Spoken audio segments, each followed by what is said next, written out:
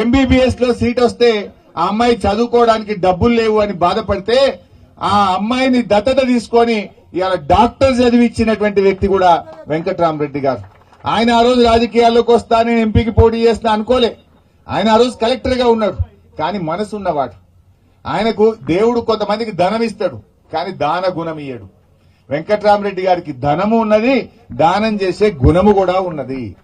ఆయన మాట అన్నాడు మొన్న, నేను 100 కోట్ల రూపాయలతో విద్యా నిధిని ఏర్పాటు చేసి మా పేద కార్యకర్తల పిల్లలకు గాని వాళ్ళు సూచించినటువంటి వాళ్లకు రేపు చదువుకోవడానికి సంవత్సరానికి 20 కోట్ల చొప్పున 5 ఏళ్లలో 100 కోట్లు ఖర్చు పెడతా, కార్యకర్తల పిల్లల్ని చదివిస్తా, పేద కార్యకర్తలకు అండగా ఉంటా అని చెప్పి ఆయన ఒక నిర్ణయం తీసుకున్నారు. ఒక ట్రస్ట్ ఏర్పాటు చేస్తా, ట్రస్ట్కి వెళ్ళి చేస్తా అని చెప్పి చెప్పడం జరిగింది. అదేవిధంగా ఇవాళ ఎన్నో ఇంకా మంచి ఆలోచన లైన్లో ఉన్నాయి. 13వ తేదీ మీటింగ్ నాడు వివరంగా ఆ విషయాలన్నీ కూడా చెప్తారు. మరి ఇక్కడ బీజేపీ కూడా పోటీ చేస్తుంది.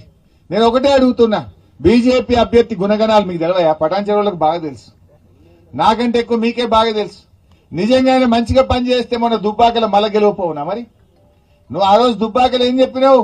నేను గెలిస్తే ఇంటికి 2 ఎడ్లు ఇస్తా, బండి ఇస్తా అన్నావు, టెక్స్టైల్ పార్క్ అన్నావు, రైలు అన్నావు, నిరుద్యోగ భృతి సొంతం ఇస్తా అన్నావు, దవాఖాన కట్టి ఫ్రీగా ట్రీట్మెంట్ ఇస్తా అన్నావు. చాలా చెప్పిండు, ఆయనతో గెలిచిండు. సరే, ప్రజలు నమ్మి ఓట్లేసిండు. 4 ఏళ్లకు మళ్ళీ ఎలక్షన్ వచ్చినాయి. అడిగిండు, ఏమైనా నీ ఎడ్లేవి బండి ఏమంటే ఏం లేవు, నీ దవాఖాన ఏదంటే లేదు, రైలు ఏదంటే లేదు, నిరుద్యోగ భృతి ఏదంటే లేదు. ఏం కాలే. ఏం కాకపోతే జనం ఊకుంటారా? బిడ్డ నువ్వు అప్పుడు ఓట్లప్పుడు అన్ని మాయ మాటలు చెప్పినావు, గెలిచినావు అని చెప్పి అందరు కలిసి ఉతికిరు కదా. అంటే 54,000 ఓట్లతో కొత్త ప్రభాకర్ రెడ్డిని గెలిపించారు బీఆర్ఎస్ పార్టీని. నిజంగా నువ్వు మంచిగా పనివంతునివో గుణవంతునివో అయితే నువ్వు మళ్ళీ గెలవద్దా దుబ్బాకల? నువ్వు మరి గాడి జల్లనో నీ మా పటాన్చెరువులో ఎట్లా గెలుతావు? గాడ గెలవనో నీ మెదక్ ఎంపీ ఎట్లా గెలుస్తావు? దయచేసి అభ్యర్థి గుణగణాలు కూడా చూడాలి. వెంకట్రామరెడ్డి బాగా పనిచేసేటువంటి వ్యక్తిత్వం ఉన్నవాడు. నేను మంత్రిగా చూశాను.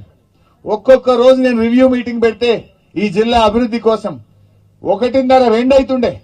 వేరే కలెక్టర్లు అయితే 10 అయింది సార్, పోతా సార్, నాకు బీపీ ఉన్నది, ఇటుకాడ పిల్లలు చూస్తున్నారు అని పోతారు. ఎన్నడూ వెంకట్రామరెడ్డి గారు నేను పోతా అనలే. నేను మీటింగ్ పెడితే మంత్రిగా డేట్ మారాల్సిందే. కలెక్టరేట్ లో కూర్చొని మేము రివ్యూ స్టార్ట్ చేస్తే ఒక్కొక్క నాడు 12, 1, 1:15 దాకా రివ్యూలు చేసి పనిచేసినటువంటి సందర్భాలు ఉన్నాయి.